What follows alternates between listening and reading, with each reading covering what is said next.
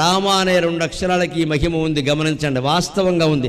రా అనగానే నోరు తెరుస్తాం మనం, వెంటనే ఏమవుతాయట, అంతవరకు మనస్సులో గూడు కట్టుకుని ఉన్న పాపాలన్నీ బయటకు వచ్చేస్తాడు. నోరు తెరిచావుగా బయటకు వచ్చేసి వెంటనే మా అనగానే మూస అంటే పెదవులు, ఇంకా మళ్ళీ లోపలికి వెళ్ళవట. అది రామ అనేది అని మంత్రం అన్నాడు. రా అనగానే మొత్తం పాపాలన్నీ బయటకు వచ్చేస్తాయి.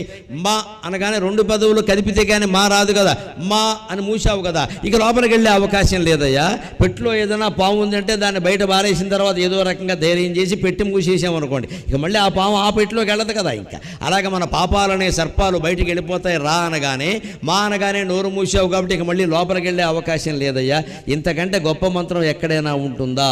తిరగేసి పలికినా కూడా స్వామికి వాల్మీకి బోయేవాడికి వాల్మీకి రామాయణ కావ్యం రాసేంత శక్తి వచ్చింది.